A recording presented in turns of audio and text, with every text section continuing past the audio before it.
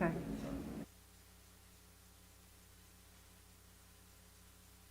Okay, I would like to call to order the regular meeting of the Cumberland School Committee on Thursday, February 17th, 2022 at 7:01 p.m. This meeting will be held in person per the Governor's Executive Order, masks must be worn. The next item on the agenda is the Pledge of Allegiance. Please rise.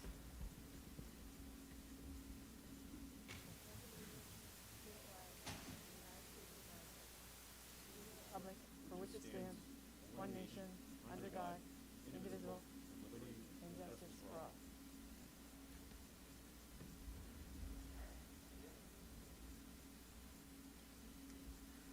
For the record, I just want to note that Mrs. Feather is not in attendance tonight. The next item on the agenda is the consent agenda, which includes approval of minutes from regular meeting 1/27/2022, the town approval of minutes. Oh, I'm sorry. Thank you. The next item on the agenda is actually approval of the agenda. I need a motion to approve. Motion by Ms. Smith. Second. Second by Mr. Collins. All in favor? Aye. Aye. Opposed? Passes 6-0. The next item on the agenda is the consent agenda. Item A, approval of minutes from the regular meeting, 1/27/2022, and the Town Council School Committee joint meeting from 2/8/2022. Item B, approval of minutes from the executive session, 1/27/2022. Item C, enrollment report from 2/1/2022. Item D, the school police report from 1/1/2022. Item E, the school bus inspection reports from 2/1/2022. And item F, the residency truancy report from 2/1/2022. I need a motion to approve the agenda, the consent agenda. Motion by Mrs. Rogalski, Second. second by Mr. Collins. All in favor? Aye. Aye. Opposed? The ayes have it 6-0. The next item on the agenda is the personnel announcements. Mrs. Duncanson. Good evening. I have a few items for you tonight. First is the appointment of Beth Morris, Special Educator Success DBT, effective February 7th, 2022. Second is the unpaid personal leave of absence for Nicole Franco, Grade 5 Community, for the 2022-2023 school year. And finally, 2 resignations. First, effective May 1st, 2022, Miranda Burmeister, School Counselor, Ashton, Cumberland Hill, 1 year. And effective June 30th, 2022, Deborah Woods, School Nurse Teacher, Cumberland High School, 1 year only. Thank you very much. Thank you, Mrs. Duncanson. The next item on the agenda is report out of executive session meeting. Item A, report out of executive session meeting on 2/17/2022. Item 1, report out of executive session votes. There were no votes taken in executive. Item 2, vote to seal the minutes of the executive session. Motion by Mrs. Rogalski. Second by Ms. Smith. All in favor? Aye. Aye. Opposed? The ayes have it 6-0. Next item on the agenda is the superintendent's report. Dr. Thornton. Madam Chair, good evening. First, I have a PSA for the town. We have our kindergarten registration is now open as of Monday. You can do it online. You can also call Lori Carr in our office. You must be age 5 by September 1. So we're looking forward to have a lot of registrations for kindergarten. Any questions, once again, please call our office. So that is out. Number 2, COVID report. You have your monthly COVID report. Without covering these numbers out loud, you can see obviously they dropped quite a bit in January, but I do want to give you some other numbers to give you context for tonight's masking discussion, which is later on this evening. In terms of cases per 100,000, I want to give you some context for where we've been and where we are. So if you look back to the week ending January 8th, in the statewide, we were 3,311 cases per 100,000. Cumberland was around 3,082 per 100,000. The week ending 1/15, I'll give you Cumberland, it dropped down to 2,750. The week ending 1/22, Cumberland dropped down to 1,662 cases per 100,000. The week ending 1/29, we dropped down to 975. The week ending 2/5, we dropped down to 493. And yesterday we were at 251. So as you can see, this is dropping very quickly, so that's really encouraging. And as you know, we'll talk later on tonight about the masking. question. And as you know, we're on vacation next week, so we wouldn't, actually be back in school till, I believe, March 7th. So that's encouraging. Madam Chair, construction, I have one item for you, and that would be, we did have a chance to walk over at Community School and get more detail on plans for this summer and next year. As you may recall, Community is getting first an addition for a new cafeteria.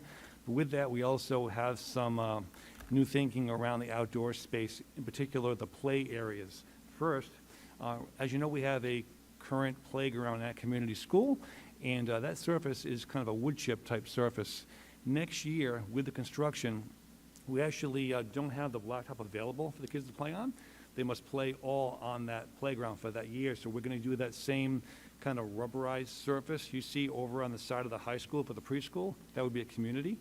In year 2 of Community, you'll see a second footprint to equal the tar that's removed from the CAF construction. So a second tar play area. So in the end, right now you have 6 lunches at Community, which is, as we know, not optimum. And when we're done construction, you have 3 lunches. And we'll have the 2 play areas for the students. So it's all going to be over 2 years. So that's the big news right now for Community School. And I'll hold the rest of my comments, Madam Chair, for the masking conversation. Thank you, Madam Chair. Dr. Thornton, could I ask that rubber around the playground, what is the life expectancy on that?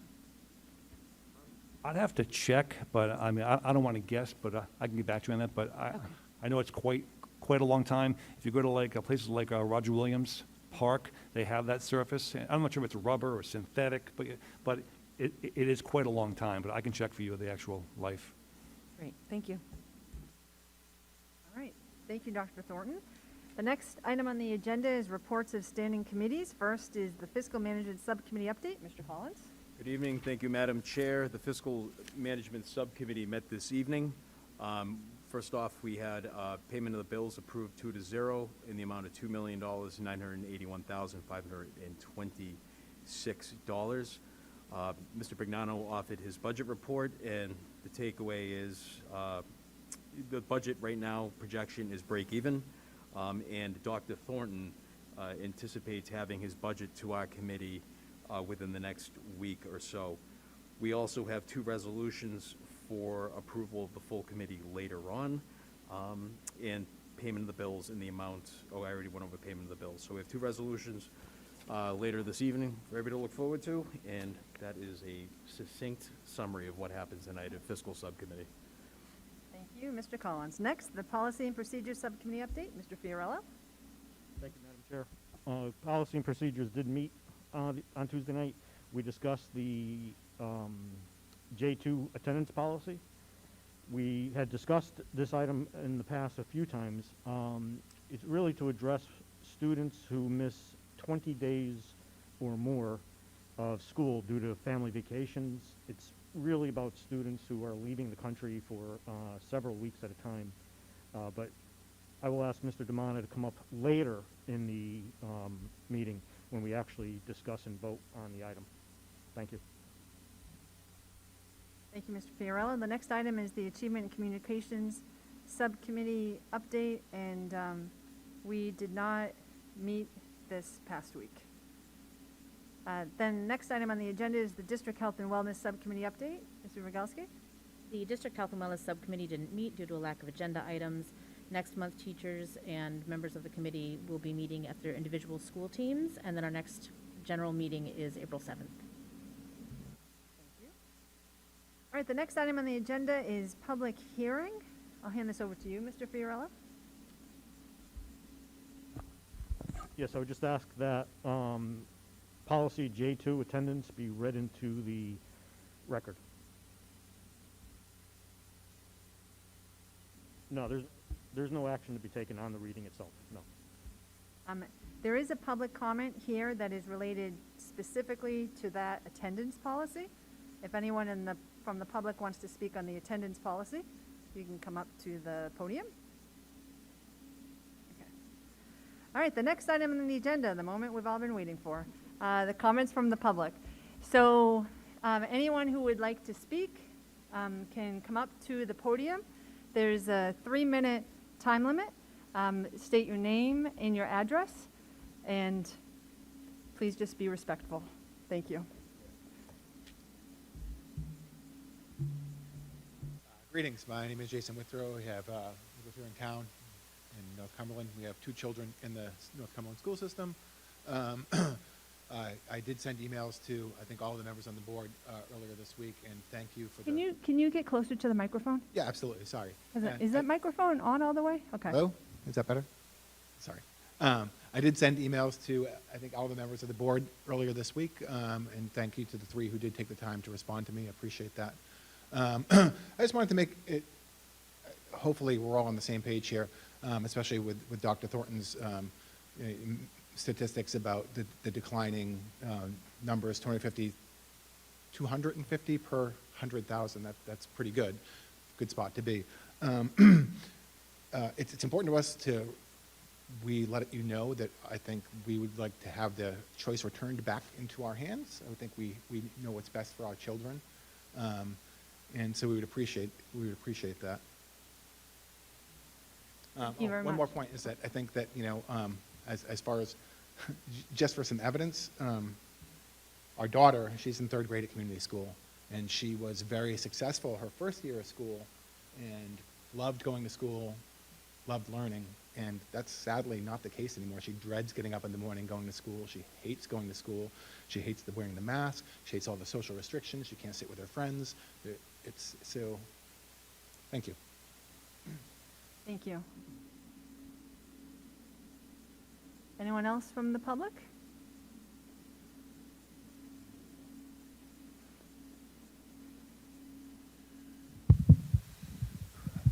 Can you hear me well? All right. Hello, my name is Ethan Lavamodier. I go here to Cumberland High School. I live 15 Airborne Ave, and I'm just going to go straight to the point. I think that we should have the choice to decide whether or not to wear masks or not. I mean, plain and simple. Firstly, just because I know sickness, disease, and germs are like everywhere you go. Like, no matter how much we try to prevent it, no matter how many times it happens, no matter how many times we try to prevent it, or no matter how many times we try to reduce the amount of cases of something, it will still happen. People still get colds, people still get flus, and people still get COVID despite the mask wearing. And on the subject of that, even in my school, a big majority of students don't wear it properly, and even when forced to, which happened one time, and after a week, still went back to the same thing. A majority of students didn't wear masks. I think if that's going to be ineffective, then what's the point of even trying to make it effective if it's never going to be effective? And sorry, I stutter with my words sometimes. Thirdly, I just want to say that and we should freedom of choice is important when it comes to making decisions, because it's what makes us human and what makes us respected as individuals. And I mean, there might be people that say that we should give up some freedom for the greater chance of survival within humans, or the morality and stuff.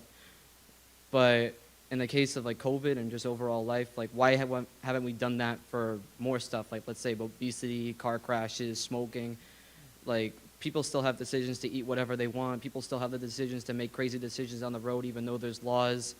I think if we're just going to do this for COVID, and it's why not do this for other issues? And that's the exact reason why people think so negatively sometimes about this subject.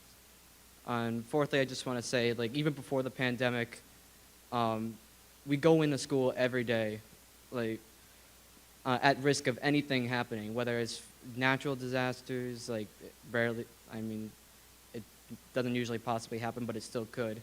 Other human occurrences, or even sickness overall, with strep throat, colds, flus, headaches.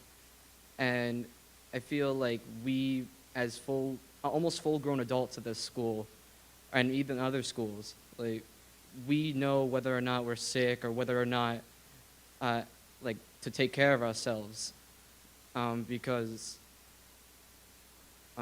again, like, because it resonates within us. Like, as humans, we know we have the ability to feel when we get sick, know that we're sick, and have treatment available for when we are sick. Thank you. Thank you for your comments. Time's up. Thanks. Thank you. Can I just say something? I'm Frank Lavimodia, 15A1. That's my son. I'm very proud of him. He speaks his mind. I did not make that for him. He just came up with it. We're against the mask mandate, of course. And I just want to say that I concur with everything he says. I didn't even tell him what to say. That's a student here at the high school. He has a lot of friends, like-minded. You know, this has got to end. We look silly. You know, common sense rules. You know, that's all I got to say, just common sense. Thank you. All right, thank you.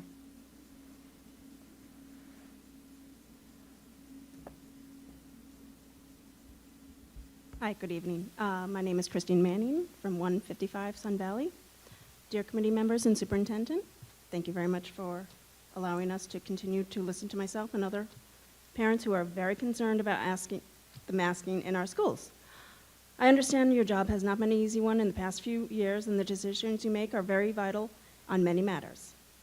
I'm here about ending the mask mandate that is currently in place for all our schools, children and staff as well. I'm asking you once again to look very carefully at the use of the mask in school. The masks have proven no use whatsoever in regards to stopping the COVID virus, regardless of vaccination status. This has been proven worldwide. This is something that we are just going to have to live with, just like the flu and the common cold. No more tests, no more quarantines, no more social distancing, no more losing out on learning. This needs to end now. What we are putting on these children's faces are moisture and bacteria collectors that are actually making them sick with other health concerns and issues. Does that make sense, to put something harmful on someone healthy to keep them healthy? No, it does not. Where exactly are the peer-reviewed studies that have proven to show us the facts that masks actually are doing what you're claiming they're supposed to be doing? We never received those. When is the last time anyone on this committee has spent an entire school day wearing a mask all day long, including an allergy season, extreme heat, with buildings that don't have air conditioning, performing physical activities, carrying heavy backpacks from class to class instead of being able to use lockers, all of which is restricting your breathing and oxygen intake because of a mask? Where is the science that the spread of the virus suddenly stops while eating? This seems to be the only time it is acceptable to take off the mask. It must be a very smart and thoughtful virus to wait until mealtime is over. Is that actual science, or is that convenient science? Please clarify this one for me. We have major sporting events and entertainment events packed with maskless adults hugging and kissing. But our children have to wear masks every day for hours at school. Does this make sense? No, it does not. This is no longer about health and safety. It is about control and compliance. This is unhealthy, unconstitutional, tyrannical behavior to be put upon our children who are our future generation, that we need to mold into strong, confident people, that we will make this world better, not cowering, frightened hypochondriacs that are afraid of their own shadow. Thank you for your comments. The time is up. Thank you very much.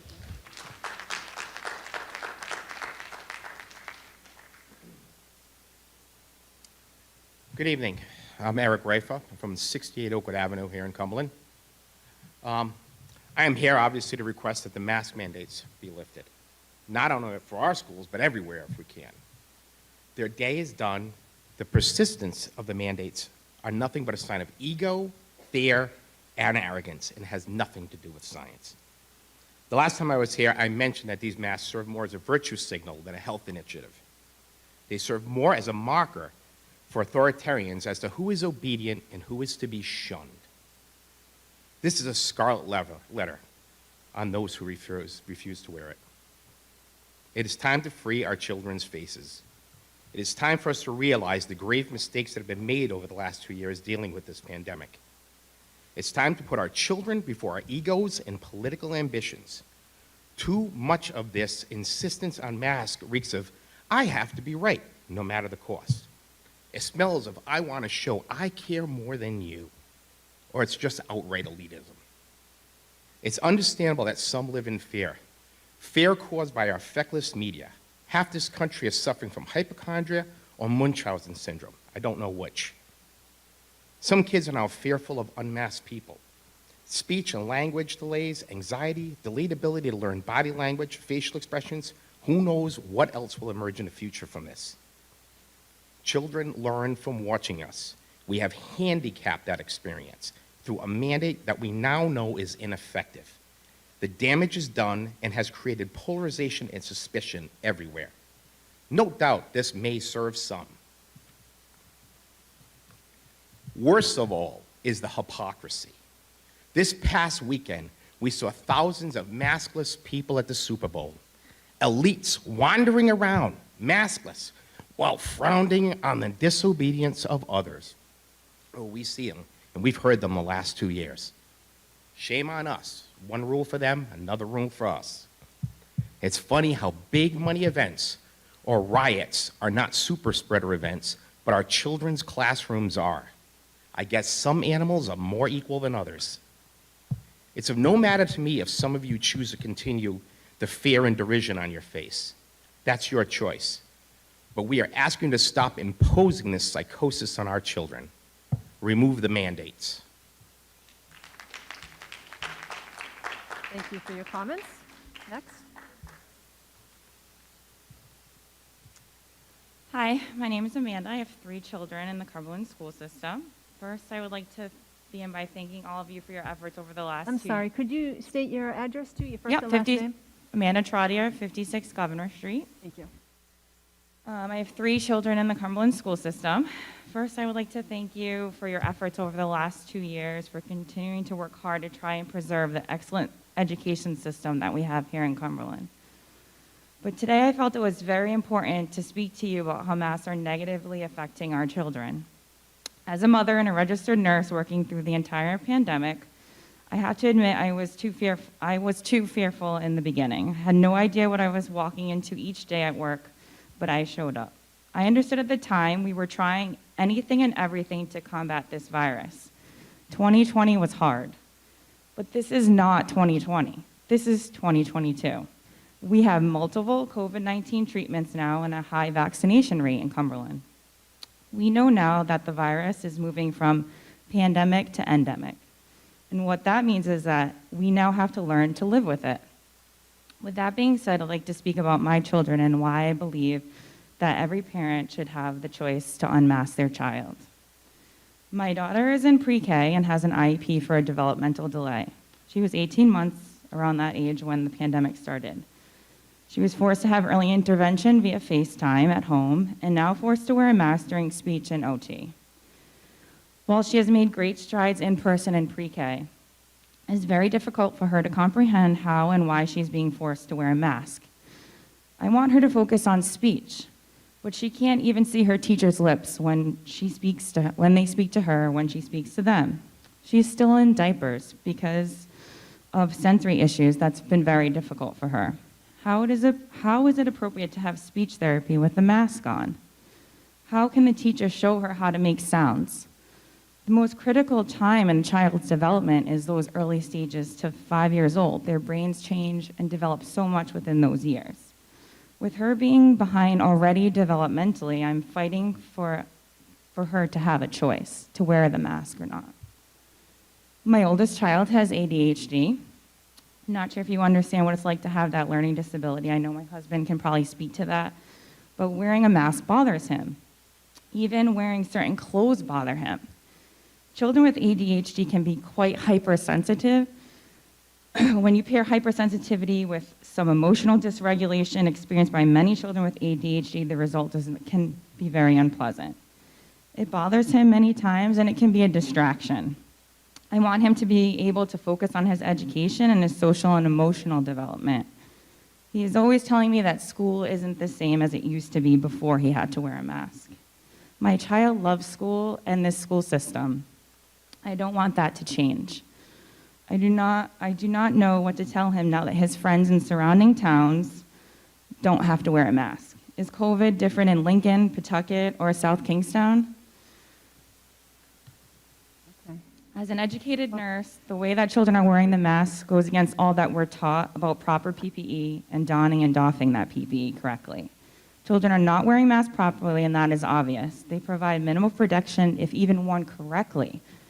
And I'm really sick of the teachers taking time away to tell my kids to pull their mask up.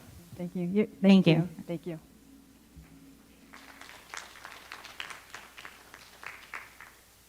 Hello all, my name is Daniela Duarte. I live at 32 Chambers Street.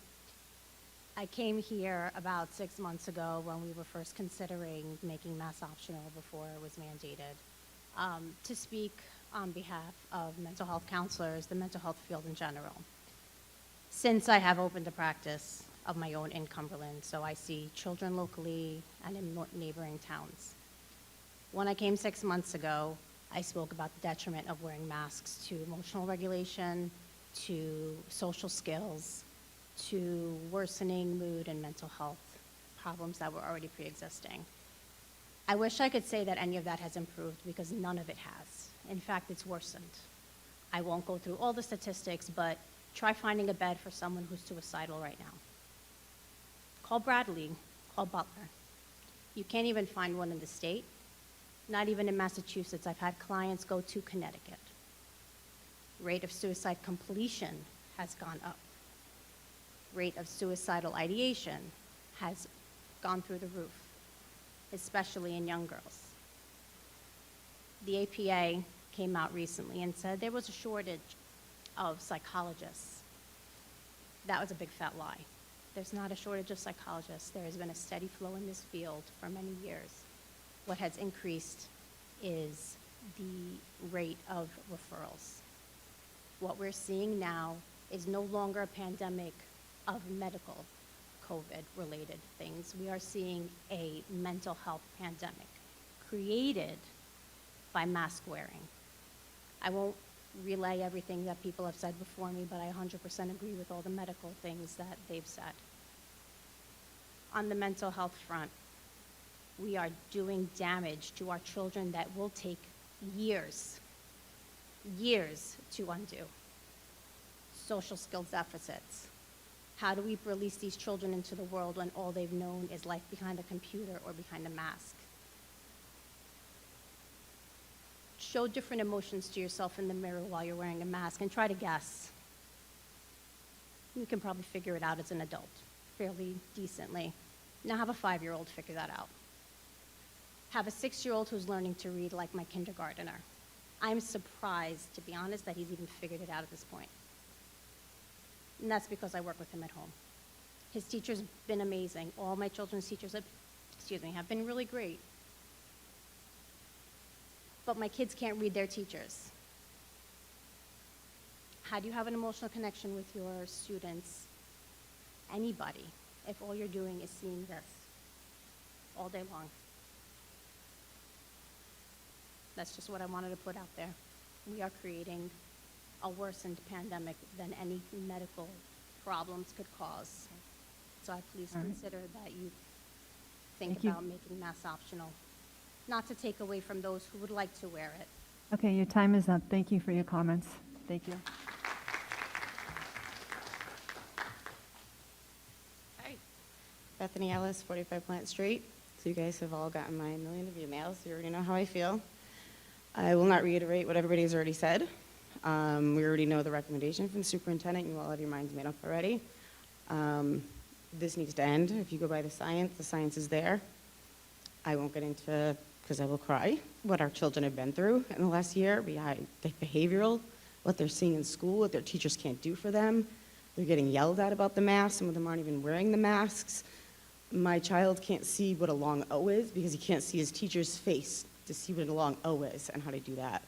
So you guys already have your minds made up, and I really wish you had voted before you asked for public comment, because it would have been done, and you wouldn't have to listen to everything we've already said. But I will say I appreciate you all commenting back when I send you my emails, and I appreciate everything you've done. I would not want to be in your seat by any means, but you've gotten us this far, and the science tells us it's over. So thank you very much. Thank you. Hi, Jody Lamagna. I don't live in Cumberland anymore as of recently, but I do teach at McCourt Middle School. I kind of just want to talk about it a little bit from a teacher's perspective. I do think that masks at this point should be a choice. I have worn a mask all year. I have worn a mask all through COVID. But though I am vaccinated, though I am boosted, though I've worn a mask all through school, I recently got COVID and it was horrible, and I was out for 2 weeks and very, very, very sick. And it does make me wonder how much protection the mask afforded me. We've had a ton of absence this year. I've had times when my classroom had only half of the students in it. I've seen a lot of teachers out that are were really sick with COVID this year. And so I do wonder how much protection we were afforded by the masks. I know we just came through a period when the governor did order that we wear masks everywhere we go, and that is the time when I got COVID. So I do think that, you know, it's not like I picked it up somewhere else, and, you know, it's just as likely that I got it at school as anywhere else. I think that, so I don't know how effective they really are in my own experience, not so much just medically, but in my own experience, but I do see a tremendous change in kids. And I come from a school that has such a great track record with kids and how they behave and how they interact with each other and how they respond to teachers. And I just see so many kids that are struggling, and it's some of the same thing the parents have said, but I see it in such a massive, overwhelming quantity. And I know, I'm sure that Dr. Thornton, you hear about this and you see it as well, and maybe some of you do too, but it just, I feel like if I can speak for the children, it really is a tremendous toll that this has taken on them, and their social connections and their ability to connect with each other and with teachers is really impacted. And I know that there were times during this pandemic when we really needed them to be masked and we really needed to worry about it. But I do think that we're coming to a place where we don't have to worry about it as much. And I'm hopeful that some of these 8th graders haven't spent one full year in school without having a mask on their face. And if we're coming to a place where we can let them have some semblance of social interaction with other kids before they come up to the high school, and have some semblance of what it means to be in a classroom and interact with a teacher before Right. they can have this huge change Thank being you. at the high Your- school. Your time is up. Thank you. I hope for that your you'll consider comments. that.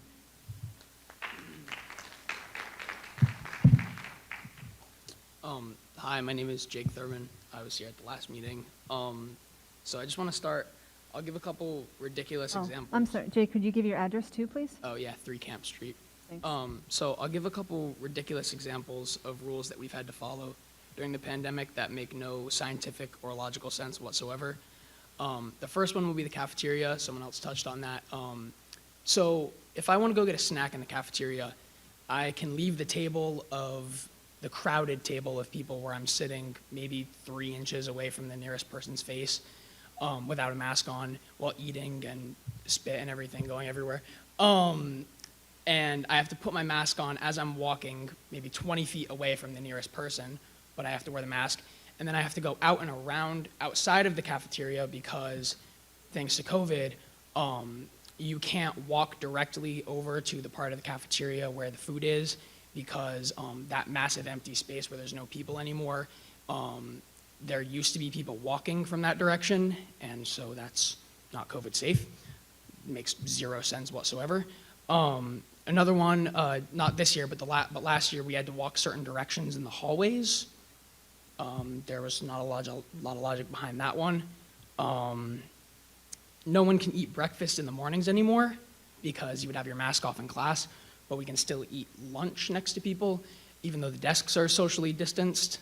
We can't eat breakfast, which raises the question of how are kids who don't get breakfast at home supposed to be eating breakfast and 3 meals a day? That doesn't make a lot of sense to me.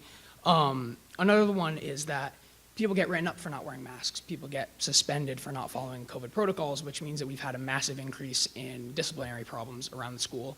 And they chalk that up to kids not following the rules, but the problem is that the rules are nearly impossible to follow in the first place. Another one is that all of my, this isn't really a rule, but just kind of a happening, all my vaccinated friends have gotten COVID this last year, and I haven't, and I've sat with them, and I probably wear my mask the least out of all of them, so it's kind of confusing also with just the logic behind that.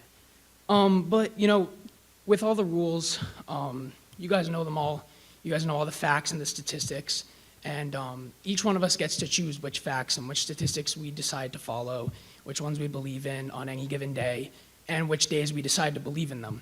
But at this point, it doesn't really matter. You'll notice that not a lot of students showed up.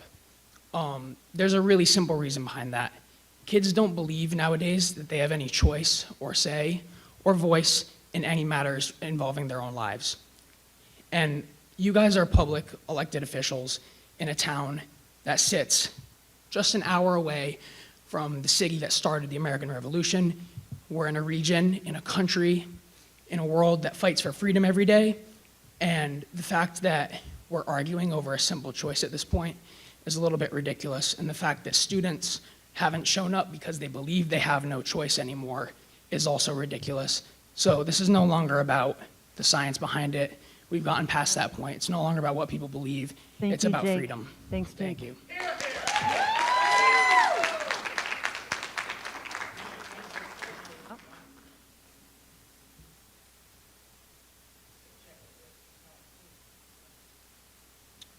Hello, my name is Greg Moore. I live 12 Dixon Street. I'm against the mask mandates. I don't think there's any point. I think the superintendent just ended it with his 0.2% testing rate. I mean, it's not a pandemic anymore. There's nothing going on. I was just at Hasbro Children's Hospital all last week. My daughter had surgery. Like the masks, you know, they made us get our tests and get the vaccination card and all that stuff. And then when we said, hey, can we show this to you? They're like, oh, you don't need that. Like, why'd you say we have to get it? Like, you actually got it? Like, it's just, you know, it's just rules and stuff that no one really follows and no one really cares.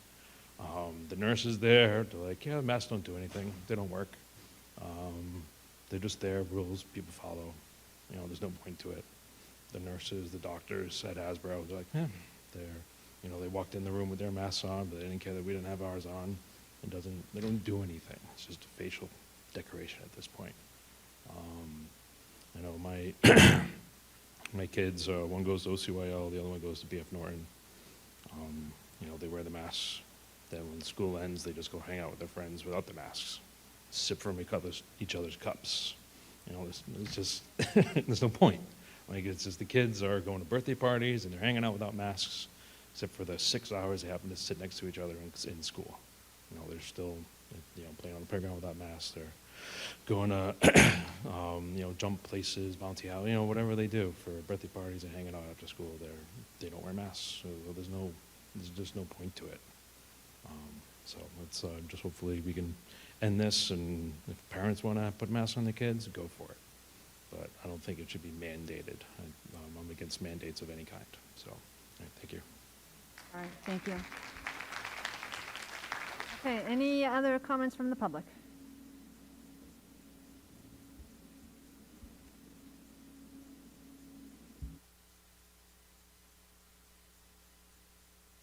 How you doing? My name's Ryan Kelly. I live at 10 Wisteria Lane. So I'm against the mask mandate. I actually don't have any kids in school yet, but I have a daughter who's going to be starting at community school next year, and I'm concerned that you guys have kind of set the precedent that these kids are wearing masks. So I'd like to let you guys know, as a person that lives in town and votes for you guys, that I don't feel that masks should be worn in schools. I have 3 kids. They never wear their masks. They play like normal kids. They're in daycare right now. they don't wear masks in daycare, and there haven't been any massive outbreaks in daycare. So apparently, the masks don't seem like they do much. On another note, besides masks, I'd like to see maybe you guys try to figure something out, getting a trade program back into the school system. I own a business in town, an electrical business, and it's very difficult to find tradesmen right now. So that's something that we need to start to figure out. You used to have an extremely good program. It's been dismantled. I even offer my services, donate services to get something back together here. But I just want to let you know that the mask mandate needs to go. These kids need to be able to go to school. I need to make a decision whether or not I'm going to send them to a private school or I'm going to send them to the Cumberland schools. I'd like to send them to the Cumberland schools, but, you know, it's obviously in your hands right now until you guys either voted out or voted back in. So, thank you very much. Thank you.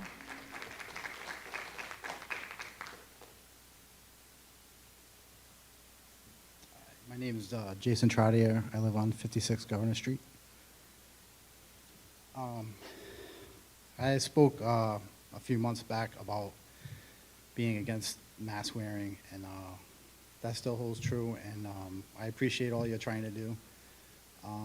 But honestly, like, besides COVID at this point, the mental part of this is destroying kids, and if you can't see that, you're enabling child abuse at this point.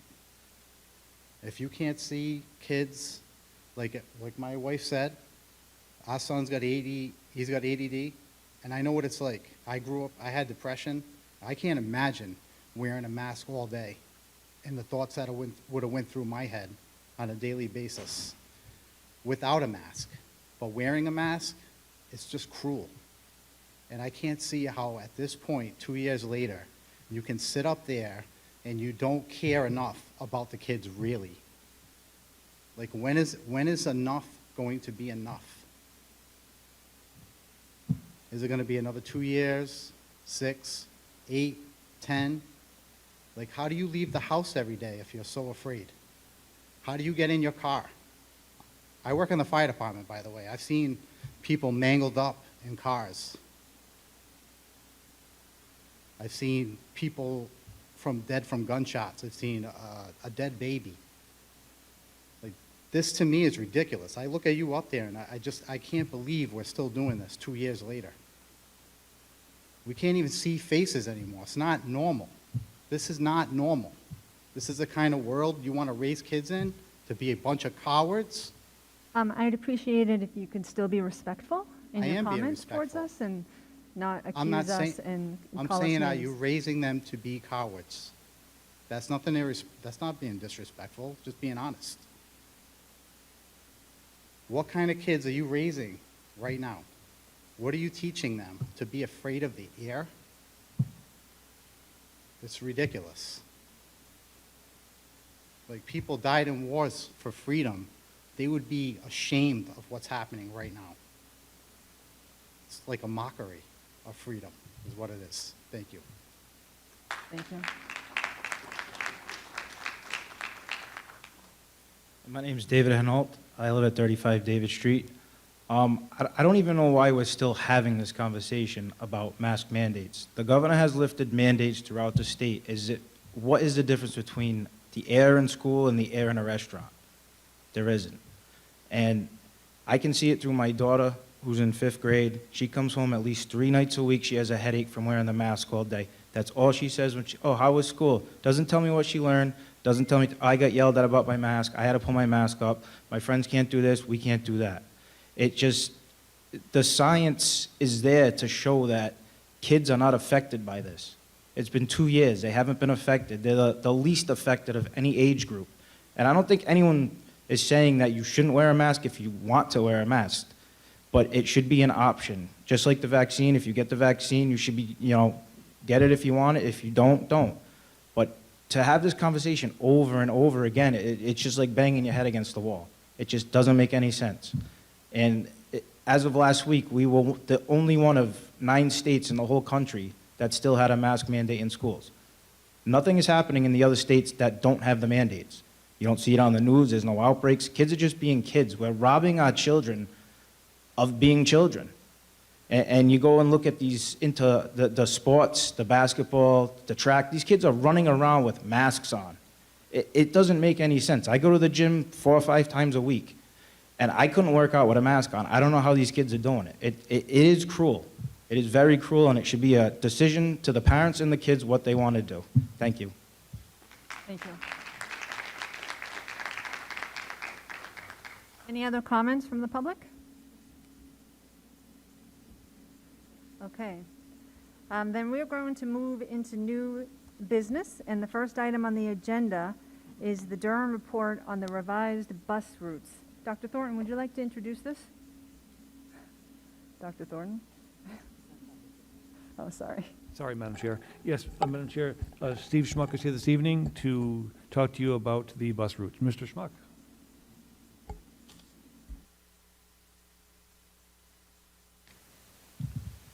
Good evening. My name is Steve Schmuck with Durham School Services, Vice President of Operations for the East Area. Thank you for having me tonight, Madam Chair, members of the school committee. Wanted to cover off, obviously, some of the questions that were asked about the future for possible changes with transportation policies and needs within the district. And I apologize. I will send this report right out to you guys so you guys can have this either later this evening or tomorrow to follow through all the comments here, and some also additional work we're going to be continuing to work on right now. So I'd like to just take you through those 4 items that we talked about and that were asked of us. So we talked about all the B.F. Norton students being transported due to construction and some of the needs. And so we're going to address that. I'm going to address that and talk to that this evening. Regular transportation designated to the schools with new eligible riders based on transportation walking distances being reduced, and I'll cover that here in a moment as well. Garvin being transported to the high school in the future for school improvements as part of the upcoming future. What does that mean to us, and how would that affect potential routing solutions? And overall, bell time studies looking at what would allow the implementation of the new policies and try to limit the number of buses and improve, obviously, on-time performance. So when we look at, obviously the data, we have to take a snapshot in time within the Versatrans, which is our routing solution software, and we based it on the current data from the point snapshot in time in November. And currently, we're running 27 regular education buses and 10 special needs buses. And that can change. Obviously, out-of-district needs within the town, meaning services needed from a different school within the town of Cumberland, or special needs education adds or deletes or changes, which do happen throughout the school year. So as we look at the new transportation policy, potential changes, students may be expected to walk the following distances listed below, which I'll share with you. And note that, by changing the distances, it could change bus stops that exist or have been existing, as in adds or deletes or takeaways.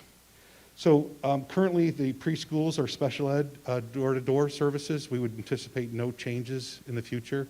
That would remain at a door-to-door service level, the best to our abilities. Kindergarten is currently at the 3/4 mile walk to school or bus stop. We would look at, we looked at reducing that to a 1/2 mile walk to the school or a bus stop. Grades 1 through 5, we're currently at 3/4 of a mile as well. Also changed to a 1/2 mile in the proposed studies. Grades 6 through 8, it's 1.5 mile walk to school bus stop, to school or bus stop, reducing that to a 3/4 walking distance. And grades 9 through 12, currently at 2 mile walk, going to a 1 mile walk to bus or stop to school. So as we look at B.F. Norton first, because that's something that we have to accommodate, by having to bus all the eligible riders in the future, it's an additional addition of 233 riders, which would increase our current bus routing, which is 6 today, going to 9 in the future for next year. And in that 9, there would be three new routes, which would be a part of the whole scheme. So it would, B.F. Norton would take up a tier of those 3 routes and the other 2 tiers would be filled with other transportation policy changes. So I know that could be confusing. I'll circle back to that in a moment. We routed the elementaries at about 60 to 65 riders, which is about, the legal comfort level of a school bus. They're designed for a 13-inch rear, and as you know, the older the students, the bigger the space, so you have to kind of reduce that as we get into the upper grades. So the BF Norton component is three buses, 3 new tiers in those buses. And then looking at the regular transportation policy changes. I'm trying not to lose you, I'm sorry. Taking into effect all of the walking distances that I've already described, it would be a total of 5 regular ed buses and 1 special ed bus in total to accommodate the BF Norton solution and all the walking distance changes you've asked for. That's based on the routing today. And what that does is it increases our additional riders by about 606 total students on the buses. So as we navigate all of the tiers from all the different schools, by adding more kids onto the buses, obviously it creates more time, capacity concerns, so we have to add in more fleet. So that 5 regular ed plus 1 can accommodate that. Some of the schools may not be as affected, like, for example, Ashton. Ashton is mostly all routed. There's not a lot of walkers or ineligible riders. So some schools may not see a bus count change. Where it gets to be a little bit more difficult and complicated is when we get to the Garvin solutions. So as we look at Garvin, where it sits in the town, and then having to go across town to get it to the Cumberland High School, up to this far up here, it doubles the actual route time, the average route time. And if you can look where Garvin sits in the routing tiers, and currently you guys have a 4-tier system, but one of the most complicated 4-tier systems. We trying to fit that change because of the construction is really, really complex. It's really going to require, it would require a lot more buses. So as we look at how do we do that and provide the most efficient solution with the least amount of buses added, we looked at, can we go to a 3-tier system? Does that make the most sense for Cumberland? Which would mean we'd have the high school at the same time it would be at. The North Cumberland and McCourt would be at about the same time it would be at. But then when you really look at those 3rd and 4th tiers, the elementaries, how they're staggered, we would push all of them to either that 2nd tier with the middles or the 3rd tier with the other elementaries, trying to expand the time that we need. Because when you look at the mornings, oftentimes there's not late buses in the morning because we have a lot more time. We have extra 10 minutes, which probably doesn't sound like a lot, but in our world it's huge. So when we have 50 minutes between the tiers, we can accommodate a lot of things, but in the afternoon that collapses, gets down to 40 minutes. And then when you have that split tier in the middle, it also adds a lot of different complexities to it.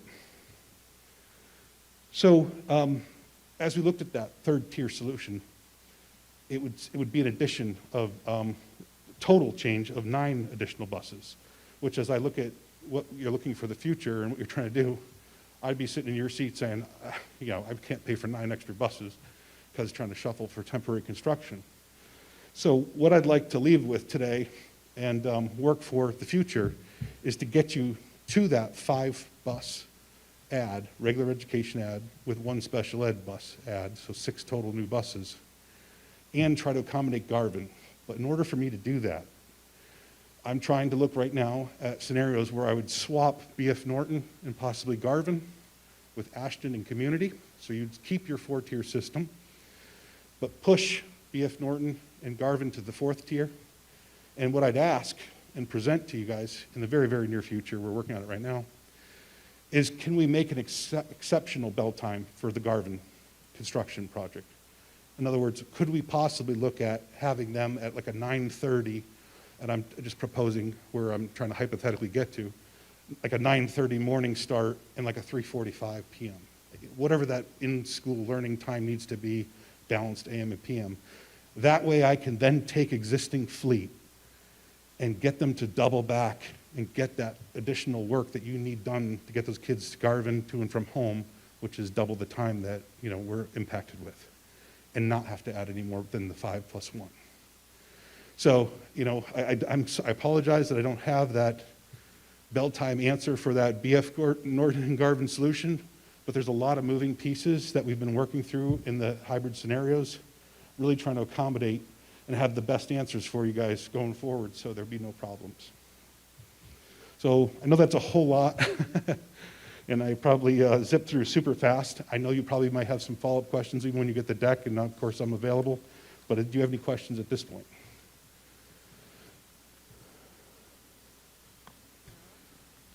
Thank you, Mr. Schmuck. Yes. Not really a question, but while we're doing all of this, I mean, we're going to reduce the number of buses, I'm assuming, that are servicing Cumberland Hill right now when they go back to their own school, because they had an increase in buses, correct? Cumberland Hill is staying, I think it's at the 5 count. I don't think it changes. Well, Cumberland Hill is already in the north, so I don't know that they're, if I'm not mistaken, I don't know that there was a change. I'll have to look at that. But I don't think Mrs. Malcolm, did you have an increase in buses this year?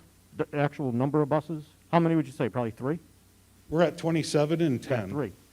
So she's had an additional 3 buses this year.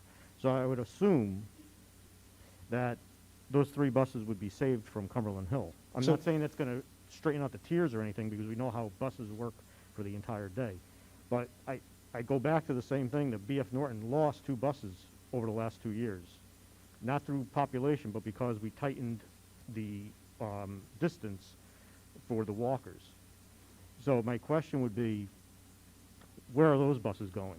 So Cumberland Hill is going to go, you're adding 196 new riders because of your transportation policy. So that's the reason why. So because of the So additional... if there's a shift, I'm not going to see that because I'm adding new kids on. Right, okay. So there's no reduction. And then when you look at BF Norton... do we have the actual numbers yet for the additional Cumberland Hill students, or we know that we're moving about 100 kids? We've anticipated, based on the data, enrollment, and the way the routing solution is now, that we would be adding about 196 additional riders, based on the way things sit today. From other schools? Yes, so what we did a grade advance. So we would take everybody and actually graduate them through the different school programs and move them through from middle to high, et cetera, so that we have what we believe is the best projection of the new year. I would ask, and I would ask Dr. Thornton also, is when we're looking at maybe changing some times, we again revisit the discussion about setting a later start time for the high school. Maybe not next year, maybe, but this is going to be a multi-year effort to straighten out all the populations at the different schools after all the construction is done. And I think that's what we need to start looking forward to also, because we cannot continue with a 7:10 start at the high school. Thank you.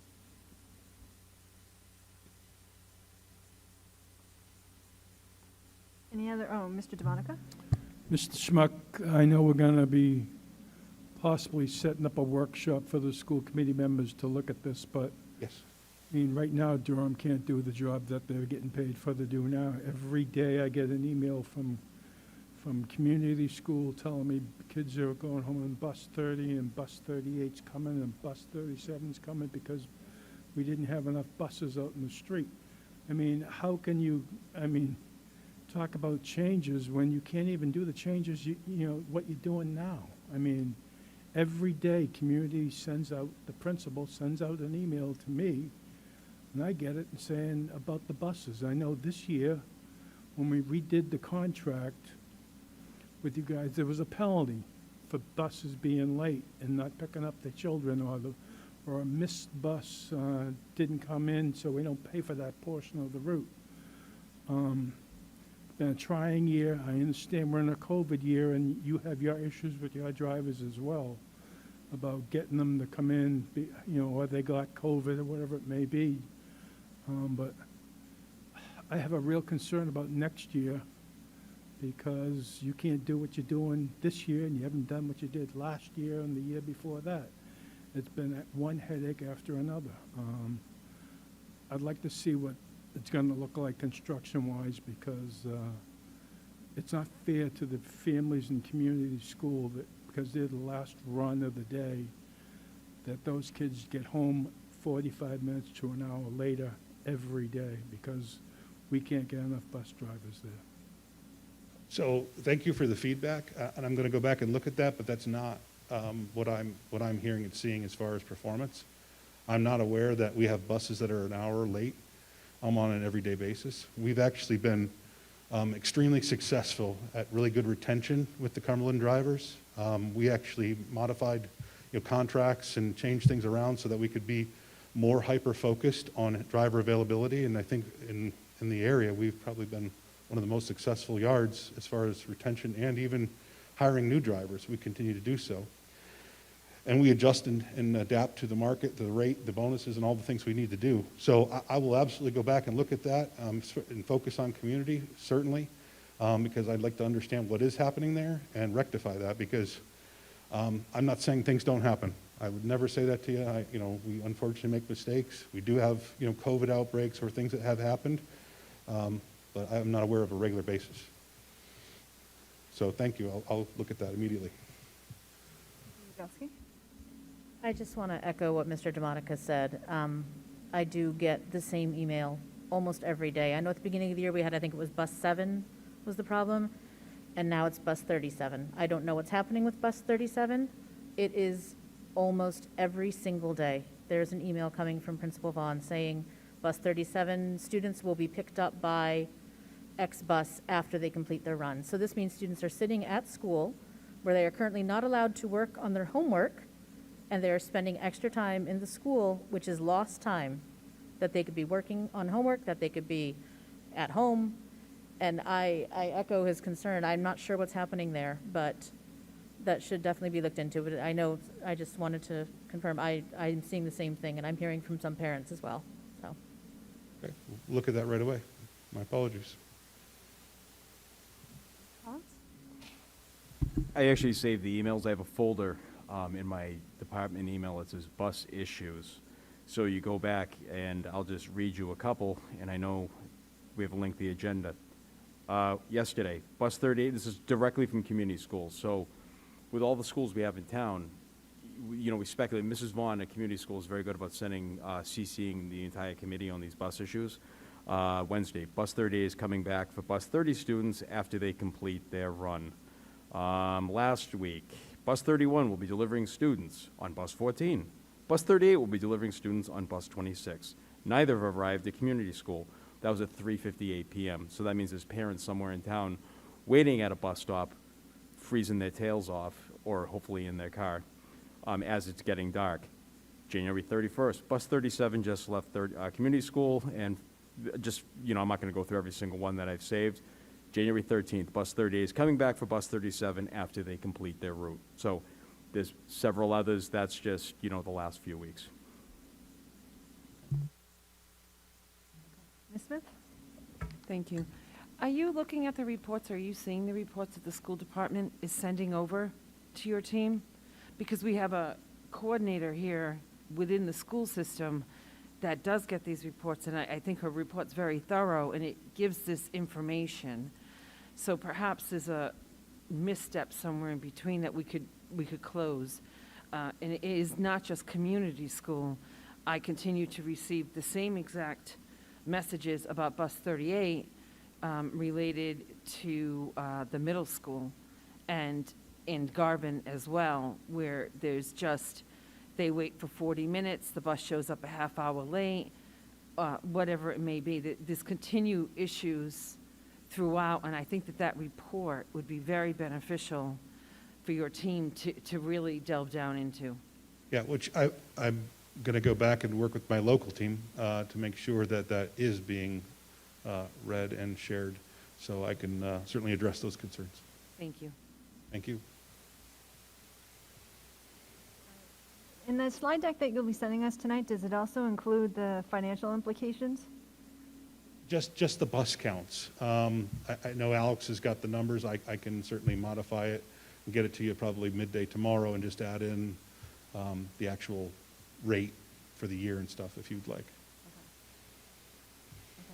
And then we can expect something from you when on these community bus issues?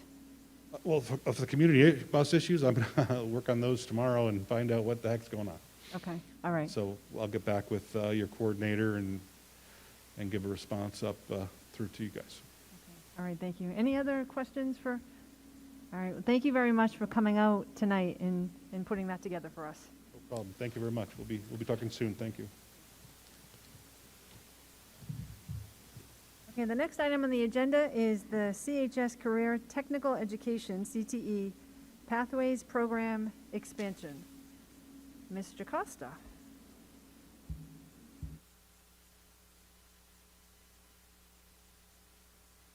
Madam Chair, members of the school committee, thank you for this opportunity to share a little bit more about some of our goals for CTE programs. I'd like to start off by saying that I really wanted this spotlight to be on Mrs. Delfino tonight and the great work she's been doing for our school district when it comes to CTE, when it comes to program creation, recruitment, enrollment.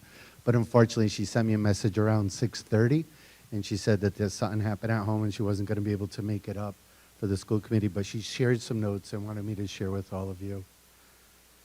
So at CHS, our CTE programs have been growing rapidly.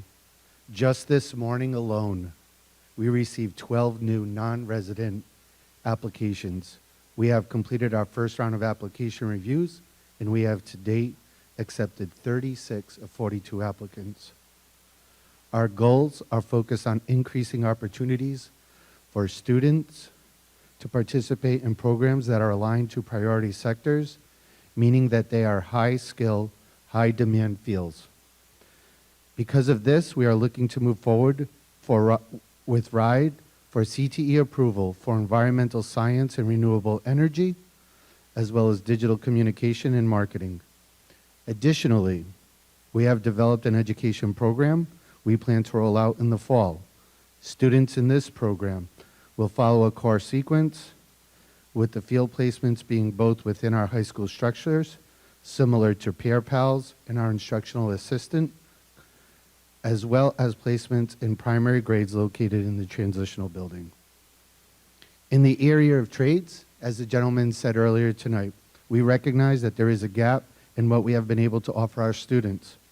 One of our goals is to move our engineering program to the old auto wing and use those 3 classrooms for 2 tech labs, and the 3rd class transforming it into an engineering design space with updated equipment. With this space, not only will students be able to build their projects, but with the proposed addition of a CNC machine, we will be able to start a machinist program. We have been in talks with Electric Boat, and they are eager to support us as we enter the trades. At this time, any questions, I'd be glad to answer them. I just would like to add, though, if there are any questions, Heather added some applicant data, and she wanted me to share 22 of the 36 applicants are resident students of the ones that have been reviewed to date. But we have a total of 110 applications, and 40 of them being out-of-district students.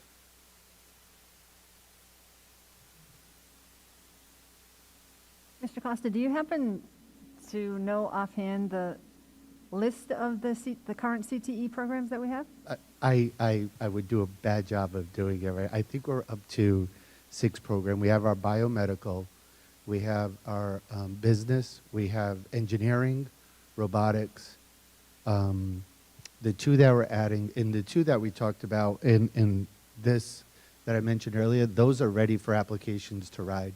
The educational pathway, we would have to wait a couple of years. RIDE wants to see that we've been enrolling students in the pathway for a couple of years before we put our application in.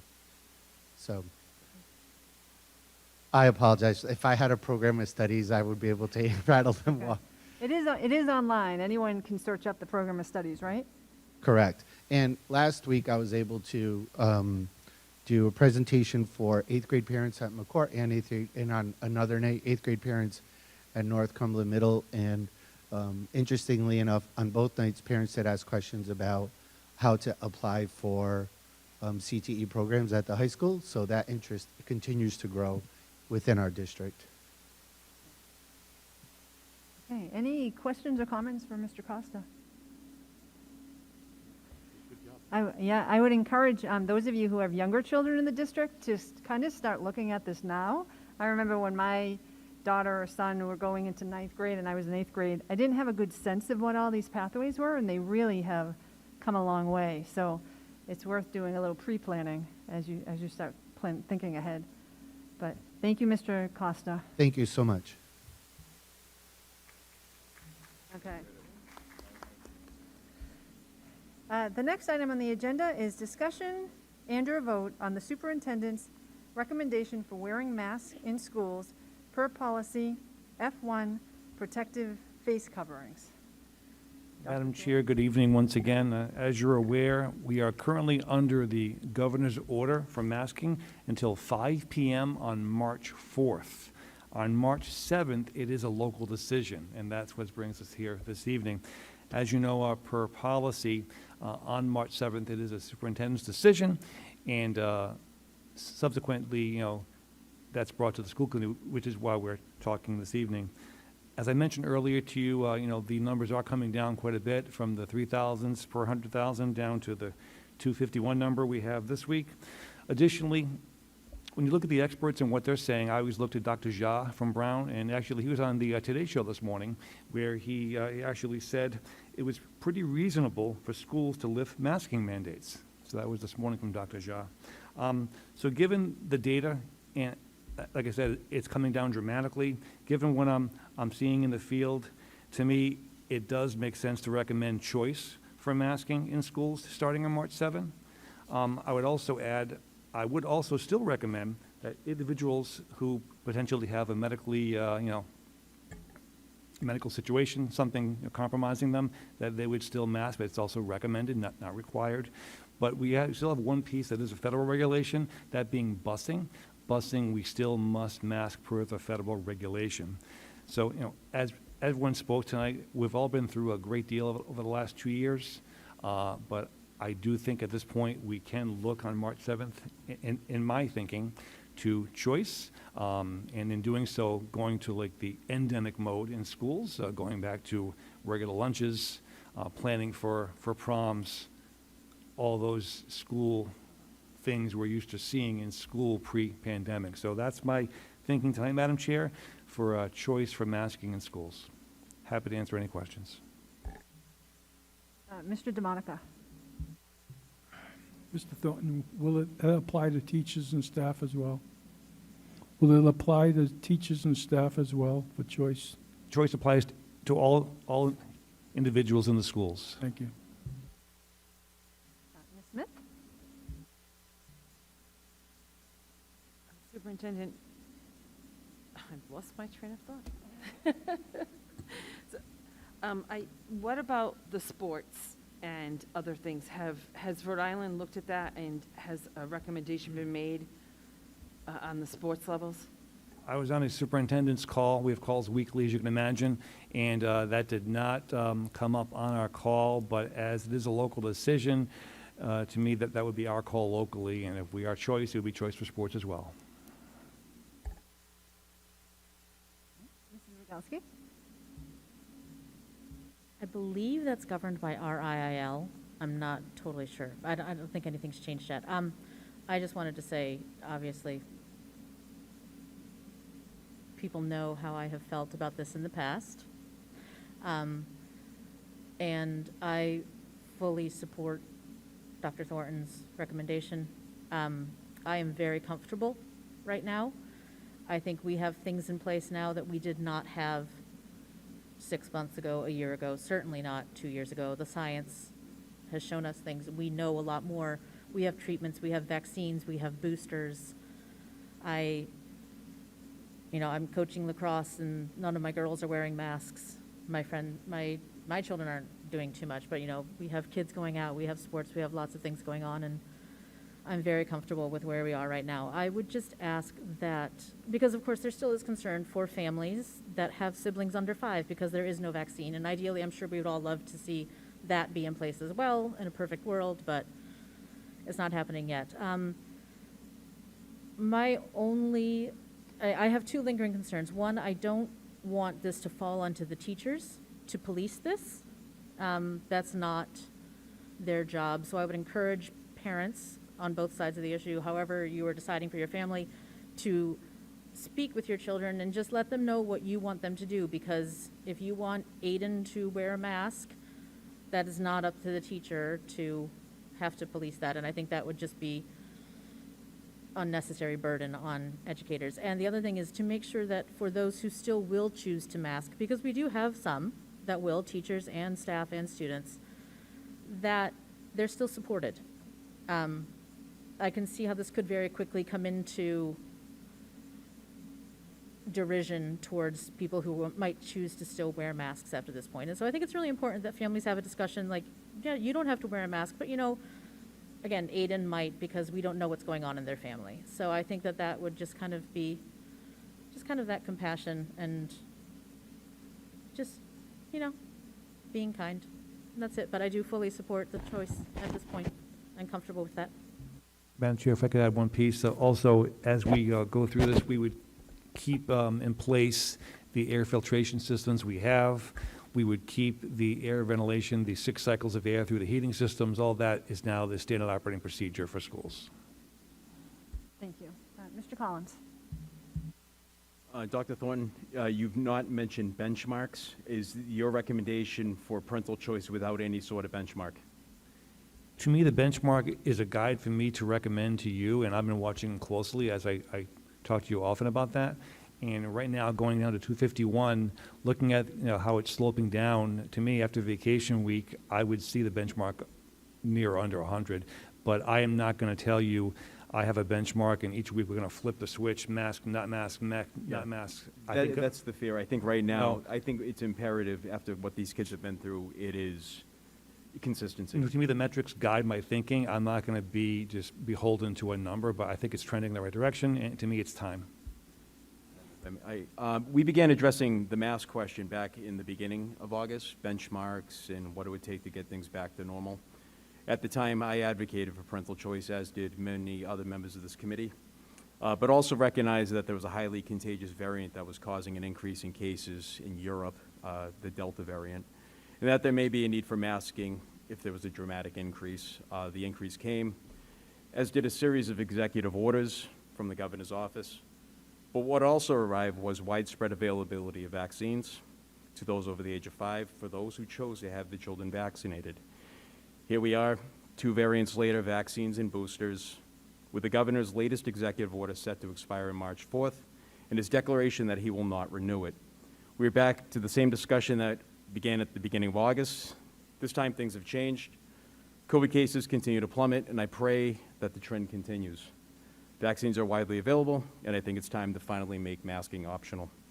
There is, of course, a highly contagious variant out there, but it will be out there for much longer, and we cannot continue to live in fear, as several people correctly pointed out, in my opinion. We are heading into the 3rd year of the pandemic, and we must begin to look to the future and get things back to as close to normal as possible.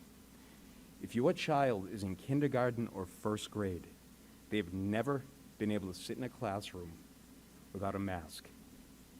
They've never seen their teacher's face. They've never seen their classmate's face.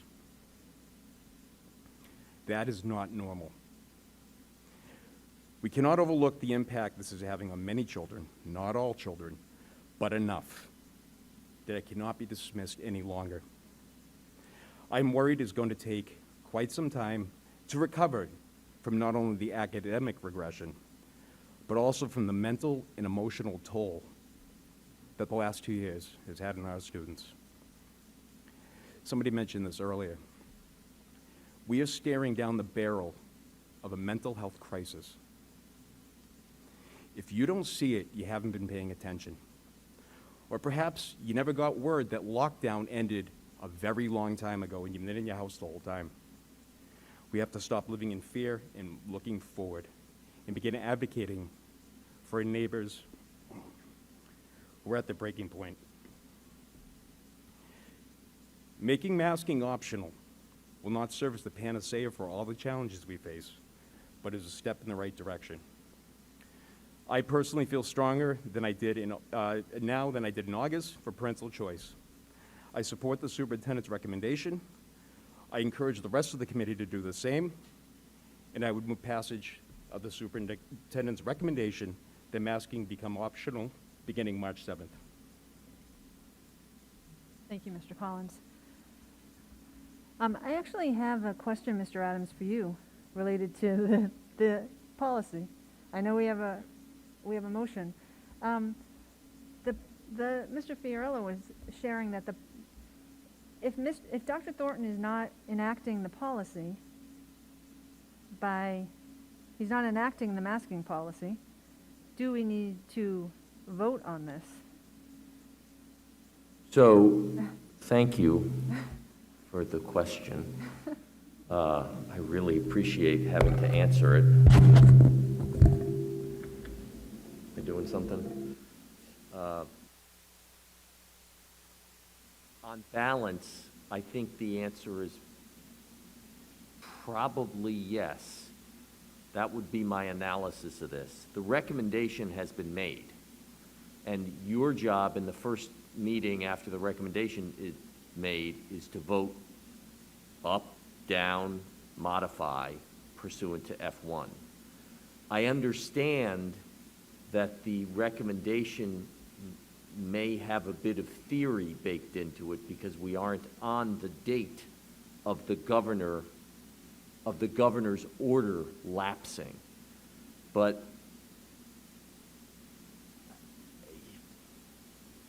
ultimately it's really up to you guys, but my legal opinion is he's made a recommendation pursuant to the policy, and pursuant to the policy, you should vote on it. All right, thank you, Mr. Adams. Okay, so we have a motion to approve. Sorry, Mr. Fiorello. We have a motion to approve Dr. Thornton's recommendation to make masks optional, effective, technically, Monday, March 7th. So we have a motion by Mr. Collins. Do we have a second? Second. Second by Mr. DeMonica.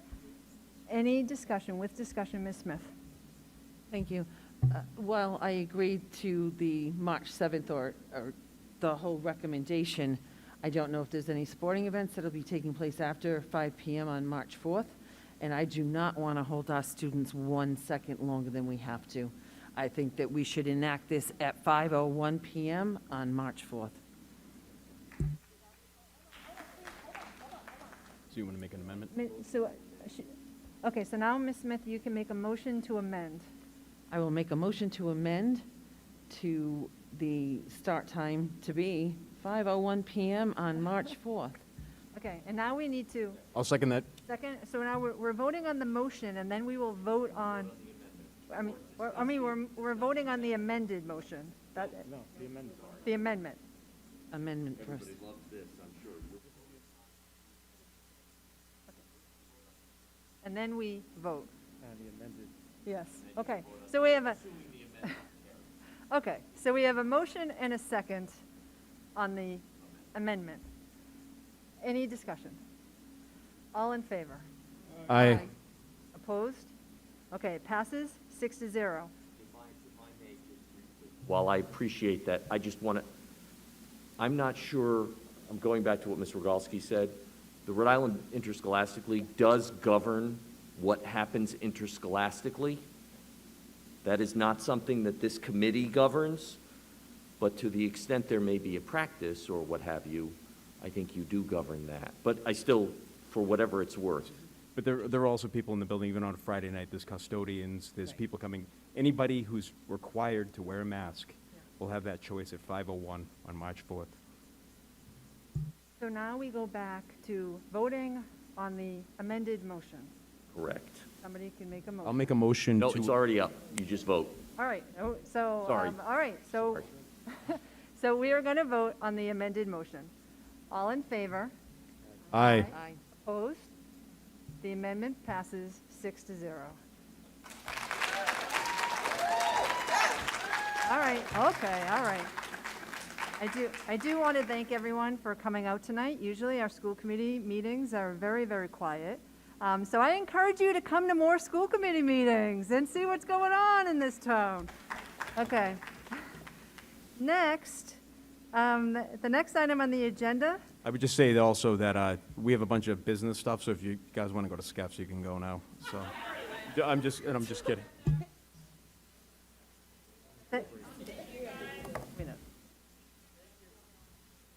Keep going, that's all right. Okay, the next item is discussion and/or vote to approve certified teacher non-renewals.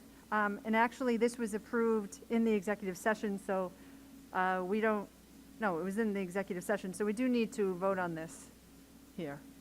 Right, Mrs. Duncanson? We did not vote on it in executive. Not, Right. you did not vote, but you can, I just ask that you approve as presented in executive session, the one non-renewal. What, can you I repeat that? ask, I just ask that you approve the one Approve one. non-renewal that we discussed as presented in executive session. Okay. Madam Chair, I'll make a motion to approve the recommendation of Mrs. Duncanson. Mr. Fiorillo makes a motion to approve.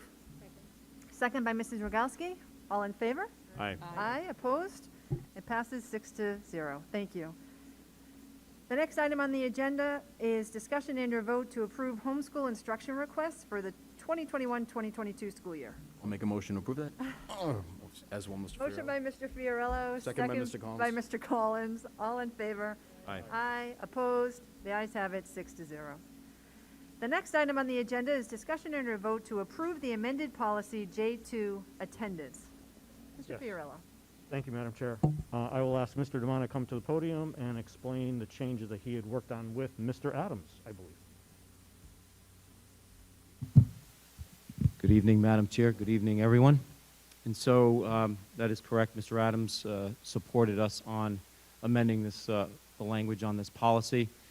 Very, very briefly, there's been an uptick in schools and consequently coming to my office, requests for extended vacations and/or students who, for lack of a better term, go truant, and we're not notified of these extended absences. And so we amended the policy to have this threshold where we would, up to 20 days, provide work, whether or not the students are either truant and we're not informed, or we are informed that they're going on an extended vacation out of the country, that for 20 days we would provide, it's our responsibility as an LEA to provide makeup work to keep the students educated for that period of time with providing work only.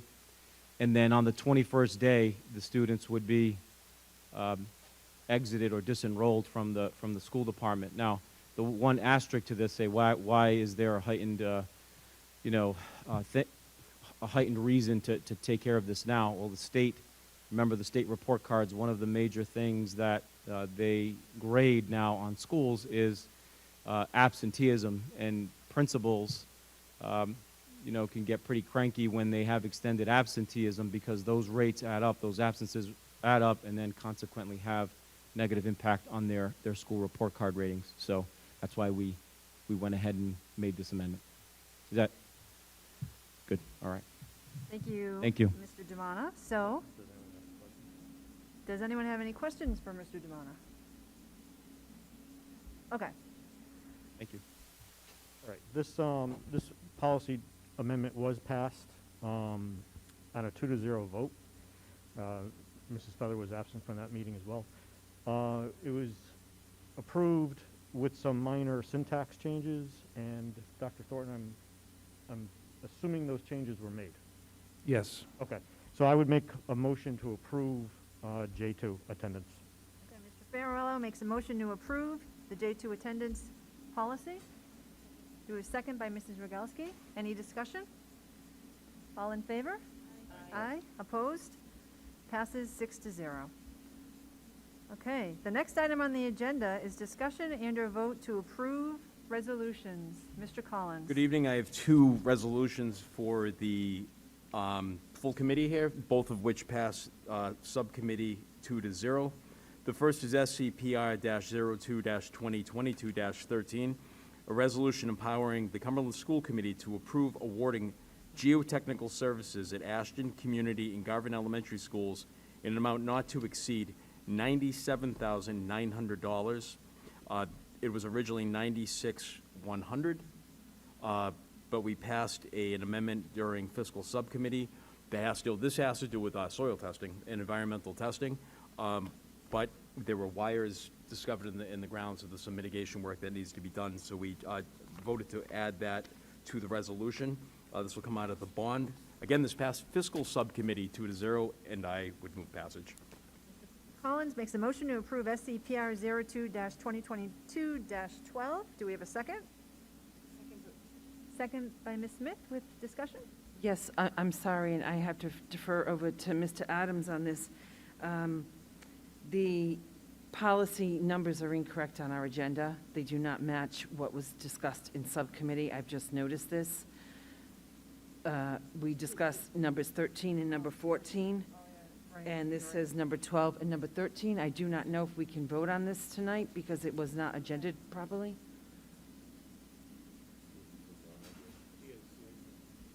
Sorry, Alex.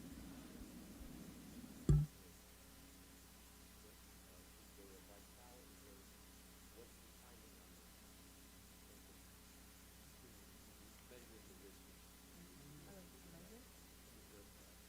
question is, does this resolution need to be passed tonight because heaven and earth is going to come to a crashing halt unless these are passed?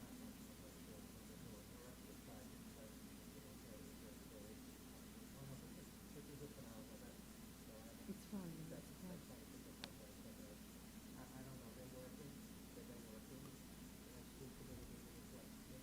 Yeah. Well, I mean, that's why I'm asking.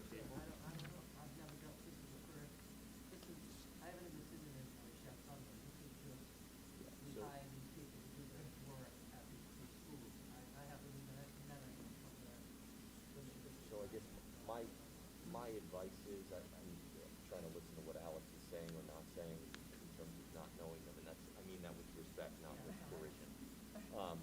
It is, to the extent it's an OMA violation, boy, is it ever minor. It says 12 versus 13, but it's got the name of the vendor, it's got the whole thing. If somebody wants to file an OMA action, there's probably a risk, but I would put it in the infinitesimally small risk. So my suggestion is you vote on it, maybe put it back on, that way they can be paid. Vote on it. If somebody brings something, then we vote on it again. It's kind of a no harm, no foul. If I could ask then, Mr. Fiorello, you're on the building committee, and these both relate to the project with the bond. So have they already been approved with the building committee where they would be paying them? In the end, we have to approve all the bills. So, okay. We can't amend this to say, Yeah, you can move to amend, but from a notice perspective, it's just, that's the only thing I'm thinking about. Yeah, you can move to amend so that it's correct. And this is the way lawyers think. Mrs. Friedman, I think, okay, someone could say, well, because it was agended wrong, I didn't come to the meeting. That's why I'm saying the risk of that is like, I'm gonna get hit by a bus on my way home. There's a greater risk of that than that happening. So I would say you move to amend the number, have it be the correct number, and be done with it. okay, so Ms. Smith, I'm fine with that. I just wanted to make sure that we had a ruling on it, and the amendment is only to the agenda, because the numbers are correct on the policies themselves, and they did pass the subcommittee with the correct numbers. It is just an agenda, so I don't believe that we can amend, because it is agenda. It's just typed wrong. At this, okay. Would have been better if approval of the agenda, but Right. we didn't know at the time, so I would say move to amend the agenda. So all of this is like, can we do both of them at the same time? Can we just, so, a motion to move to amend the agenda? Yeah.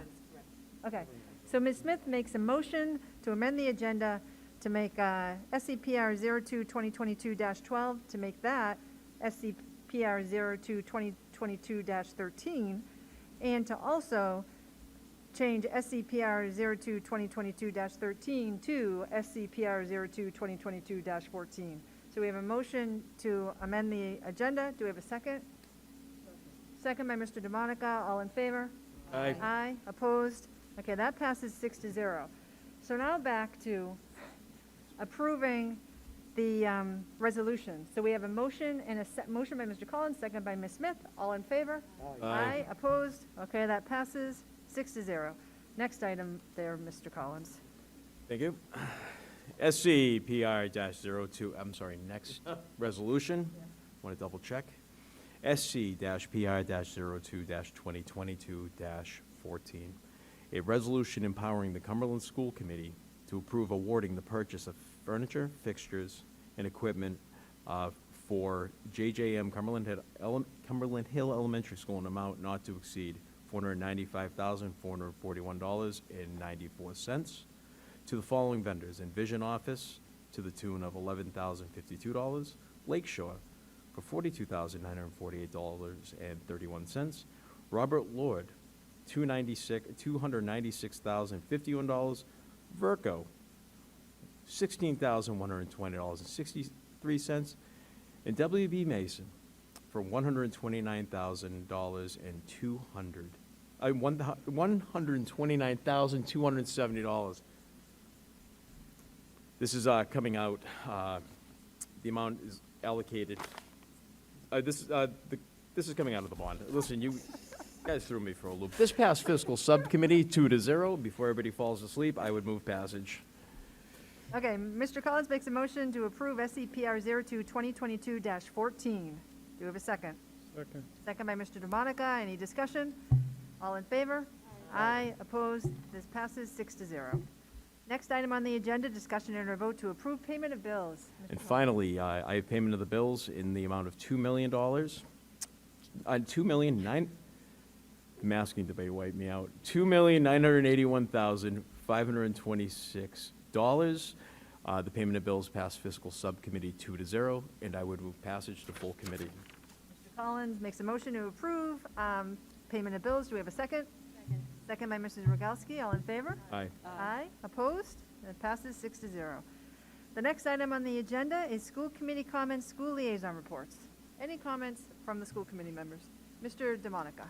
I just have one. It would be for the superintendent. If we could have the principals, tell the parents about the change in policy with the mask, but remind them if they could do it daily. If communication goes out about it's required on the buses and the school department doesn't have any control over that because it's federally mandated. That's all. Thank you. Okay, Ms. Smith. I just want to say how exciting it is to see this resolution on here about purchasing furniture. It just shows that we're just a little bit closer to our first school being done, and I think that's really exciting for our town. Other comments? Mr. Fiorello?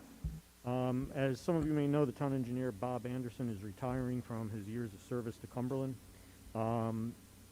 He has been an active member of the building committee, and he has been really a valuable member of the building committee. So I just want to thank him for the service that he's given to our town, but also for his working with the schools. He is the first engineer in my 12 years that has actually shown up to a building committee meeting regularly. And this is my second building committee, so thank you. Thank you, Mr. Fiorello. Mr. Collins? Next week is obviously school vacation week. I said this actually to the town council last night as well. Teachers have endured a tremendous amount this year. So get some rest, and students as well. So it's well-deserved, and we still have more work to do, but hopefully tonight's masking decision helped ease their burden a bit, and we need to support them. Thank you. Thank you, Mr. Collins. Any other comments from the school committee? Okay, next item on the agenda is vote to go into executive session. Do All we set, have Madam that? Chair. We don't have that? Motion to adjourn by Mr. Fiorello. Second by Mrs. Rogalski. All in favor? Aye. Aye. Opposed? We are adjourned at 8:40 p.m. That passes 6-0. Thank you, everyone.